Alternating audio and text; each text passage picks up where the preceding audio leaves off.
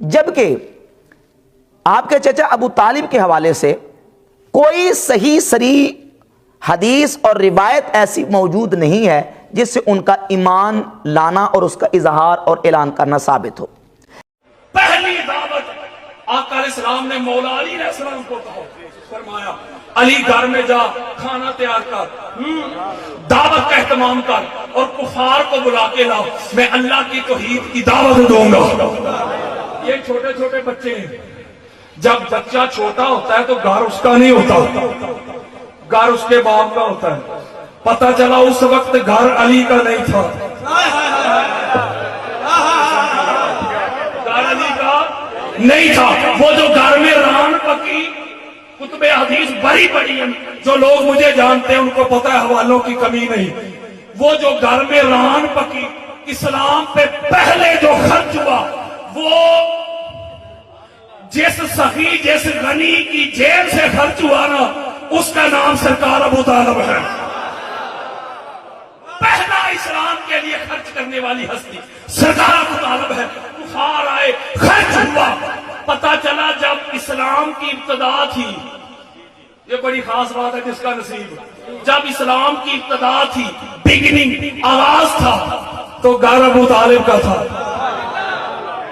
اور جب اسلام مٹنے والا تھا، اسلامی قدریں پامال ہو رہی تھی، اسلام کی تگرگو کشتی ہچکولے کھا رہی تھی، اس وقت بھی 72 نفوس قدسیہ اللہ کی راہ میں قربان کر کے، جس نے اسلام کو بچایا، جس نے منبر کو بچایا، جس نے اذانیں بچائی، جس نے نمازیں بچائی، جس نے روزے بچائے، جس نے حج اور عمرے بچائے، وہ بھی گھر ابو طالب کا ہی تھا۔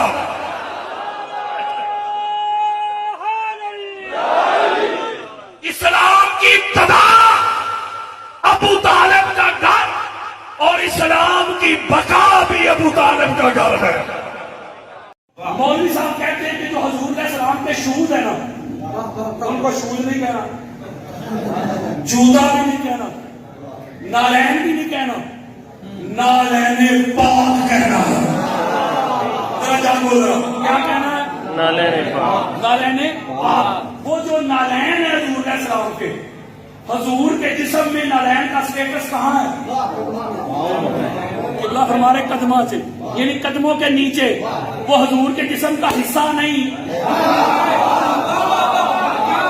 کیا قدموں کے نیچے ہے نا؟ وہاں مولوی کرنگی چھوڑ دے، یا کرنگ ہو جا، سراسر موت یا سنگ ہو جا، جو نالین پاک مصطفیٰ کے قدموں کے نیچے آئے، تو کہے پاک ہے۔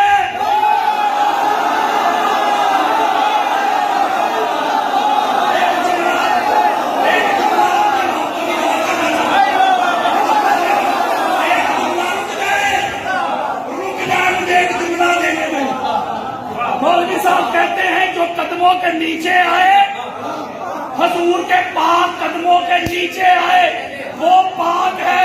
حیا کر، شرم کر، اور سر سے پاؤں تک پورے کا پورا محمد جس ابو طالب کی گود میں آیا۔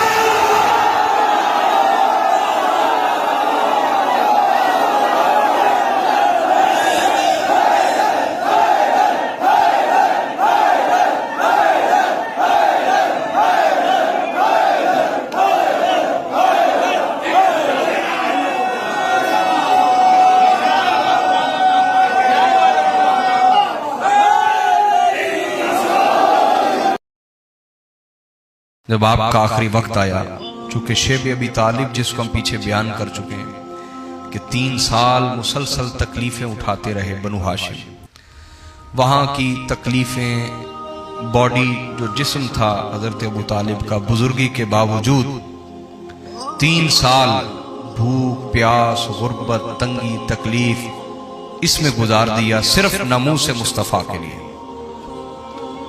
میں نے کہا جب کوئی تنظیم کوئی تحریک کامیاب ہوتی ہے پھر تو بڑے بڑے لوگ ساتھ چل پڑتے ہیں نا، بڑے بڑے مطلبی بھی، مفاد پرست بھی، اور چلے بھی۔ لیکن آقا علیہ الصلوۃ والسلام کی ناموس اور ذات کے لیے سب سے پہلے جو کھڑا ہوا، اور اس وقت کوئی اور کھڑا نہ ہوا نہ ہو سکا، तमाम अरब के आगे, मुशरिकीन मक्का के आगे वो तन्हा हजरत अबू तालिब की जात है, तन्हा आपकी जात है। तो जब आपका वफात का वक्त करीब आया, इंतकाल का, तो अहले मक्का बशमूल अबू जहल उसने मशवरा किया अपने दोस्त अहबाब से। उसने कहा कि ये सुनहरी मौका है तुम्हारे पास, हजरत अबू तालिब इस दुनिया से जा रहे हैं, जाते जाते हम इकट्ठे होते हैं, मोहम्मद उनके भतीजे से कोई ले दे वाली बात कर लेते हैं, कोई ले दे वाली बात कर लेते हैं, कुछ लो और कुछ दो। अगर ऐसा ना हुआ फ़इन्ना वल्लाहि मा नअमनु अन यब्तज़ूना अमरना, अगर ऐसा ना हुआ तो जान ले हम कभी भी सुकून से नहीं बैठ पाएंगे और वो हमारा काम तमाम कर देंगे। आहिस्ता आहिस्ता उनके साथ जवान मिलते जा रहे हैं, लोग मिलते चले जा रहे हैं। तो हमारे पास तो सपोर्ट कम हो रही है ना, लोग कम हो रहे हैं, आहिस्ता आहिस्ता सब उनकी तरफ जा रहे हैं। कोई भी हमें मानने को बाद में तैयार, उन्हें को हक और बातिल का मसला नहीं था, उन्हें तो अपनी सरदारी और कुर्सी का मसला था अबू जहल को। तो उन्होंने कहा कि चलना चाहिए, शायद को हमारा काम बन जाए।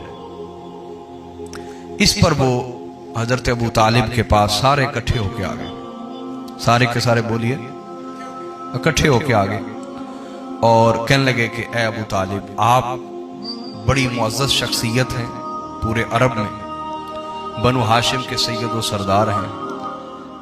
बाकी कबीलों के भी सरदार होते थे, बनु हाशिम का जो सरदार होता था वो मजहबी सरदार होता था।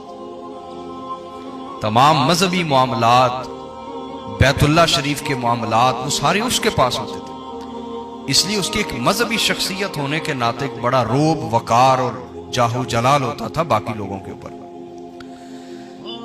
तो उन्होंने कहा कि आप इस आखिरी वक्त में तो हमारी जान छुड़ा जाएं, अपने भतीजे से कहें कुछ हमारी मान ले, कुछ अपनी मनवा ले, तो कोई दरमियानी राह निकाले जिसमें हमें भी सुकून मिल जाए, इसे भी सुकून मिल जाए। तो हजरत अबू तालिब ने हुजूर अलैहिस्सलातु वस्सलाम की तरफ देखा। मेरे आका ने इरशाद फरमाया, ए गरोह अरब, ए मक्का के बशिंदो, क्या मैं तुम्हें ऐसी एक ही चीज ना बता दूं कि उस एक चीज पर अगर तुम अमल कर लो तो सारे अरब पे भी तुम्हारा हुक्म चलेगा और अजम भी तुम्हारे आगे गर्दन झुकाएंगे। क्या एक ही चीज ऐसी ना बता दूं? थोड़ी सी आवाज कर। तो अबू जहल झट से बोला, कहने लगा, नाम व अबीक, हाँ हाँ जरूर जरूर बताइए, एक नहीं हम ऐसी 10 बातें मानने को तैयार हैं, आप फरमाइए तो सही। हुजूर अलैहिस्सलातु वस्सलाम ने फरमाया, ला इलाहा इल्लल्लाह, ला इलाहा इल्लल्लाह व तखलऊन मा तअबुदून मिन दूनिही, ला इलाहा इल्लल्लाह पर जमा हो जाओ और अल्लाह के सिवा जिस जिसकी इबादत करते हो उसकी इबादत से बरात का इजहार कर दो, बेजारी का इजहार कर दो। बस एक चीज पे अमल कर लो, फिर सारा अरब तुम्हारी हुक्मरानी में आ जाएगा, तुम हाकिम होगे और दुनिया महकूम होगी। इस पर अबू जहल कहने लगा, या मुहम्मद अतुरीदु अन तजअल अल आलिहता इलाहा वाहिदा इन्ना अम्रका लअजब। कहने लगा, मोहम्मद, क्या आप चाहते हैं कि इतने सारे खुदाओं को एक खुदा करार दे दें? ये तो बड़ा अजीब फैसला जो आप करने जा रहे हैं। इस पर सब उठ के चले गए, नाराज होके चले गए और उनका मकसद पूरा बोलिए ना हुआ। जब मकसद पूरा ना हुआ, उठ के सब चले गए। तो आका अलैहिस्सलातु वस्सलाम, हुजूर अलैहिस्सलातु वस्सलाम मौजूद थे, हजरत अबू तालिब भी मौजूद हैं। अब हजरत अबू तालिब के अल्फाज सुनिएगा अगर किसी की तवज्जो है। क्या फरमाते हैं जनाब अबू तालिब? फरमाते हैं, वल्लाहि या इब्न अखी मा रअयतुका सअलतहुम शतता, ए मेरे बेटे, मुझे नहीं लगता कि तूने को हक से हटी हुई बात का सवाल उनसे किया है। शतत कहते हैं हक से हटी हुई बात, बल्कि तूने ऐन हक का मुतालबा किया, ऐन हक का मुतालबा किया। तो इस पर आका अलैहिस्सलातु वस्सलाम ने اپنے چچا سے فرمایا اے چچا جان آج کتاب گھر بھول گیا اس لیے ذرا تنگ ہو رہا ہوں. تو اب حضور علیہ السلام کا مطالبہ سنیے. آقا علیہ السلام نے مطالبہ کیا کہ حضرت ابو طالب سے. حضور نے فرمایا اے چچا ان کو چھوڑیے، ان کو چھوڑیے، وہ اگر میرے دین پہ نہیں آتے تو کوئی بات نہیں، آپ میرا دین قبول کر لیں، آپ میرا دین قبول کر لیں.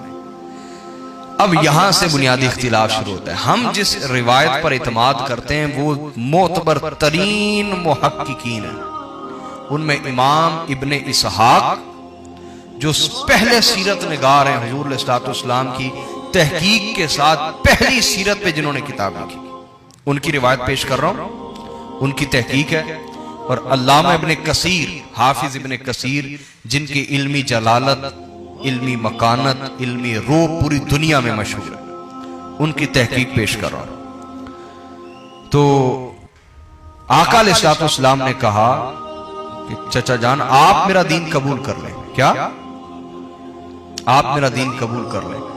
تو حضرت ابو طالب نے فرمایا اے میرے بھتیجے، اے میرے بیٹے، اگر مجھے یہ ڈر نہ ہوتا کہ یہ تجھ کو گالیاں دیں گے، تجھے برا بلا کہیں گے کہ اس نے جبرن کلمہ پڑھایا مجھ سے، تو میں ان کے سامنے ہی پڑھ لیتا. لیکن میں جبرن کلمہ نہیں پڑھوں گا، میں اس لیے پڑھوں گا تاکہ تم راضی ہو جاؤ. میں آپ کو روایت کے الفاظ سناتا ہوں. میں اس لیے کلمہ پڑھوں گا تاکہ تم راضی ہو جاؤ، بیٹے آپ راضی ہو جائیں، اس لیے کلمہ پڑھوں گا. ان کے سامنے اگر میں پڑھتا تو مجھے اندیشہ تھا وہ آپ کو برا بلا کہتے، آپ کو برا بلا کہتے اور کہتے کہ شاید موت کا وقت تھا تو عواطف سے، ان کے جذبات سے کھیلا ہے محمد رسول اللہ نے. تو کہا نہیں میں ایسا نہیں، بلکہ میں تمہاری خوشی کے لیے کلمہ پڑھوں گا. یہ امام ابن اسحاق اور حافظ ابن کثیر کی تحقیق آپ کے سامنے پیش کر رہا ہوں. اس میں وہ الفاظ سن لیجئے. آپ فرماتے ہیں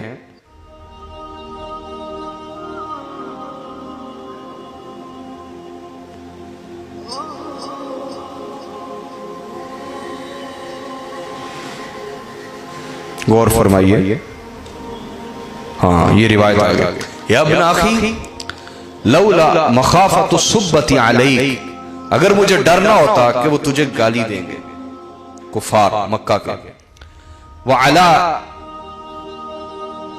بنی ابیک، اور تیرے باپ کی نسل کو برا بلا کہیں گے، من بعد میرے جانے کے بعد، وان تظن قریش انی انما قلتها جزعا للموت، اور مجھے یہ خوف نہ ہوتا کہ قریش کہتے کہ میں نے موت کی سختی سے ڈر کے کلمہ پڑھا ہے، لَقُلْتُهَا، تو میں اسی وقت ان کے سامنے ایک کلمہ پڑھ لیتا، لیکن لَأَقُولُهَا إِلَّا لِأُسَرِّكَ بِهَا، لیکن میں کلمہ پڑھوں گا صرف تجھے خوش کرنے کے لیے. بس جیسے ہی آپ پہ موت کا وقت آیا تو حضرت عباس بن عبد المطلب جو حضور کے چچا ہیں، سگے چچا ہیں، انہوں نے آپ کے قریب ہوئے، سنا تو فرمایا یا ابن اخی واللہ لقد قال اخی الکلمۃ التي امرتها ان يقولها. تو حضرت عباس کہنے لگے یا رسول اللہ دیکھیے آپ کے چچا وہی کلمات کہہ رہے ہیں جن کا آپ نے اسے تقاضا کیا تھا، یعنی کلمہ شہادت پڑھ رہے ہیں.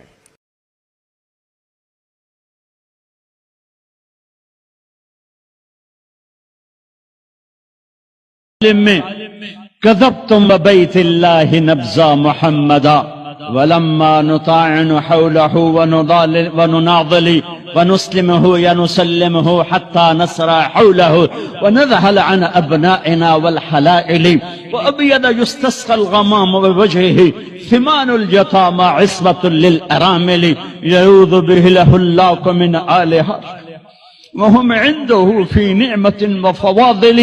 اپنے چچا کے شعر کو پیش کیا، یا رسول اللہ جو چچا ابو طالب نے قصیدہ پڑھا تھا آپ کی شان میں، اور اس میں یہ شعر کہا تھا، آج وہ ہوتے تو جان لیتے کہ میں نے اس شعر کا حق ادا کر دیا. کہ ہاں تم کیا سمجھتے ہو کہ میں اپنے بھتیجے کو چھوڑ دوں گا؟ نہ میری تلوار چلے گی، نہ میرا نیزہ اٹھے گا، نہ میرا تیر چلے گا. اس سے پہلے ہم چھوڑ دیں؟ نہیں، ہاں میں اسے چھوڑ دوں گا کب؟ جب میری لاش کے ٹوٹے ٹوٹے ہو چکے ہوں گے، جب میرا گھرانہ چاروں طرف قربان ہو چکا ہوگا۔ ٹھیک ہے مڑ لے جائے جے، اس تو پہلے کوئی مائدہ لال لیتے بھی کھوے۔